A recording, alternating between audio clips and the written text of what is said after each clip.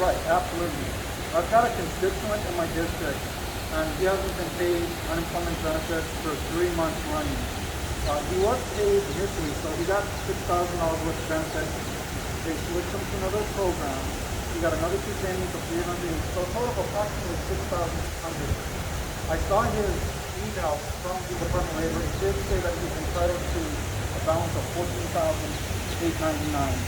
He's at the end of the road. Department of Labor is not responding to his calls. They're not replying to any emails. There's been complete shutdown of communication.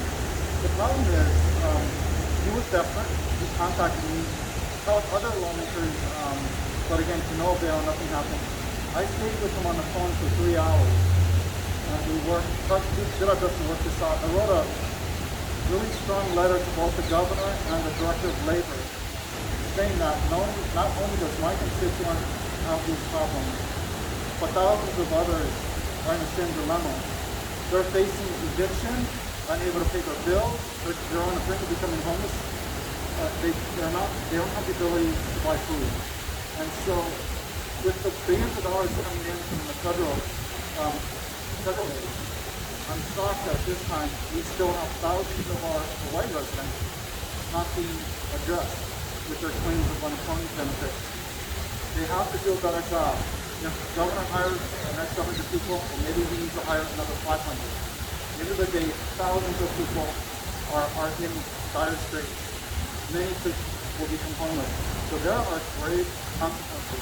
The governor and director of labor do not act now. Perhaps they should be on a phone call for 3 or 4 hours with one of the people that are trying to get their unemployment benefits, and they'll understand what's really going on. Do we have a more specific number on how many are waiting? Not certain. We can ask the Department of Labor, but we just know it's in the thousands. And for me, tip of the iceberg is my constituent told me the dilemma, and he's on the brink of becoming homeless, being evicted. He goes to the food bank. He gets eggs, milk, and bread. Lasts him 3 days. He has to go back again. It is as bad as it gets, and so at this point, I know it's in the thousands. I don't know the specific number, but again, I know it seems like I'm pretty harsh with the governor and director of labor, but it's no excuse. These people work hard. They're entitled to the unemployment benefits. The government has an obligation to do the right thing, and they're not doing the right thing. And can you talk a little bit about how this affects mental health for these people? During the pandemic, we're having the most difficult time where we're in a very unusual situation that's never happened in a century. So with the lockdown, people are having issues. They want something simple, communication, one-on-one. Can you talk to me? Tell me what's going on. Without that, we're having a lot of instances of mental breakdown, stress, hysteria, and other grave consequences that I won't go into detail with. That's why the government has an obligation to do their job, get the unemployment benefits out to the people that are entitled to that. Second, at this most stressful pandemic, this most stressful time during the pandemic, we need to address the people's needs. Mental health has got to be a priority, and I don't think government gets it. I think all government, businesses as well as education institutions, need to focus on mental health as we navigate out of this pandemic, and I don't think we've done a good enough job on that. If you not have funding for support social service programs, what do you do? We do via federal government funding, but this is where the governor needs to step up and suitably get this out to the people that should get these benefits. But again, there's a lack of transparency, and I think the governor and the director of labor, they're just not working in an efficient manner.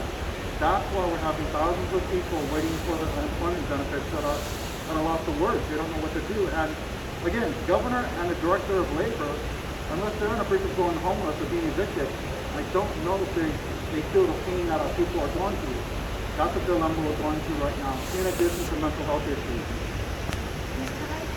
Maybe the hiring of more unemployment workers. Is there anything else that needs to be fixed? I think so. I think that government, as well as businesses and educational institutions, have an obligation to look at possibly protocols to address a lot of our people that are in such a stressful situation. because we want to avert any grave consequences there are. I think this way, by dealing with people that are extremely stressed at this time, and it's reasonable because of what we're going through, we need to have some type of protocol, again, not only for government, but businesses and educational institutions to address a lot of people that are having difficulty, especially when it comes to mental health. Thank you. Thank you.